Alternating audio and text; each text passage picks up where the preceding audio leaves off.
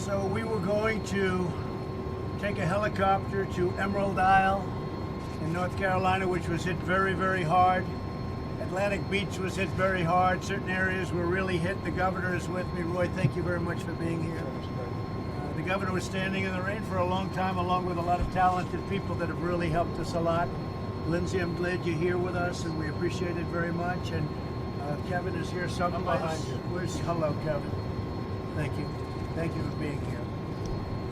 We have a big rally tonight for Dan Bishop.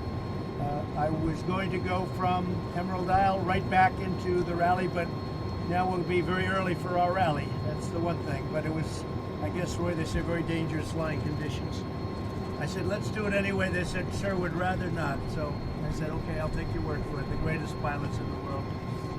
We will be spending a little time. We're going to be giving a presentation as to what's happening in North Carolina and a little bit about a couple of the other places. I just spoke to Governor Henry McMaster, and they're in great shape in South Carolina. They've done a really good job.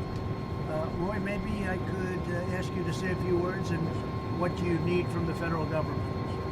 First, Mr. President, thank you for coming to North Carolina. We've enjoyed our working relationship probably too much with FEMA. We're glad to have Mr. Gaynor here with us, and of course we've had the FEMA team embedded with us at our Emergency Operations Center in Raleigh. This is the third hurricane that has crossed the coast of North Carolina in less than 3 years.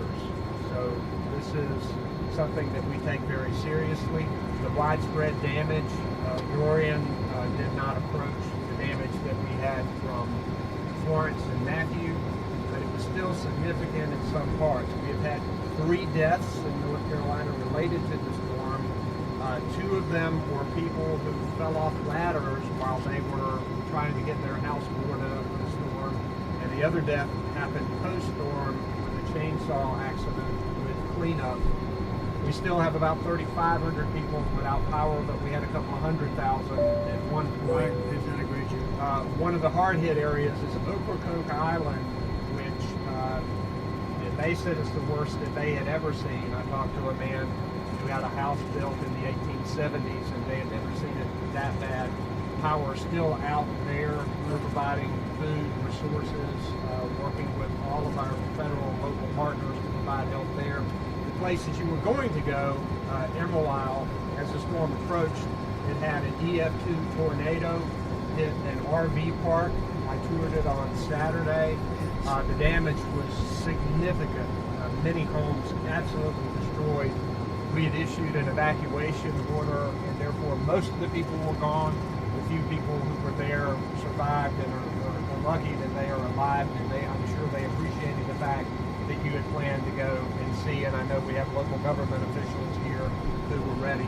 We have a nuclear power plant in Brunswick, which had to be powered down. The storm hit. Today it's powered back up, and we think everything's okay with that. We still have about 20 road closures. We don't have anything approaching the last 2 storms, but we still have some there. We've got 125 National Guard activated now, down from 577. What we would request, Mr. President, is an expedited disaster declaration for both debris removal and for emergency protective measures.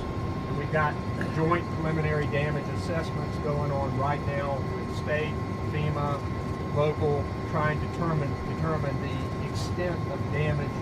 The other thing that I'd like to mention is that Hurricane Florence hit this state badly, and you were here before that, but less than a year ago. And we have a number of people who are not in their homes yet that were affected by Dorian. So any help that you can give us with HUD, publishing the Federal Register for the CDBG-DR money for Hurricane Florence, we would appreciate. We've had a good relationship with Secretary Carson, but there's a couple of things that would be helpful, I think, long-term with CDBG-DR money, which would, one, be a universal application for all disaster survivors that would work with FEMA, would work with SBA, that would work with HUD. I think that would slim things down and make it a lot easier. And also maybe codify the CDBG-DR money instead of the Federal Register. And I know there's legislation in both the House and the Senate for that.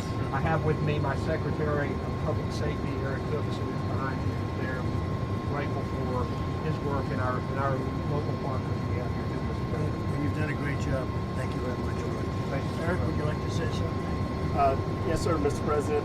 From my aspect, I'd like to emphasize the partnerships that we have all throughout the Department of Homeland Security, the Coast Guard, FEMA. They're always at the table, and they're at the table when things are relatively peaceful. So when a tragedy and our all hazards approach hits us, we're ready and we're partnered, and those relationships are strong.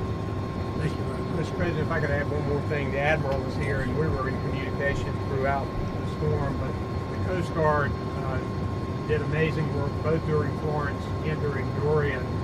They helped us rescue a man from Ocracoke Island and helped to bring him off and work closely with our National Guard. We're grateful for our Coast Guard and our relationship. They've been so incredible. I've always said, for the last 3 or 4 years, there's no brand that has gone up more than the United States Coast Guard. In Texas, they saved thousands and thousands of lives. They've done a job like I've never seen. Then you went to Florida, then you went to Puerto Rico, then you went back here, and the job you've done in the Bahamas has been incredible. So please extend my wishes to everybody, Admiral. Would you like to say something? No, Mr. President and Governor Cooper, the Coast Guard was just glad to be part of the team. We have a great relationship with the state, with our federal partners, local partners, and we were happy to be part of the team. As you know, as this storm came up, we uploaded resources and we're ready to respond. And then the focus was provide response when it needed, and then opening the ports as quickly as possible. We did that, and I think it went about as well as could be expected, sir. You've done a fantastic job. How are the new Coast Guard cutters?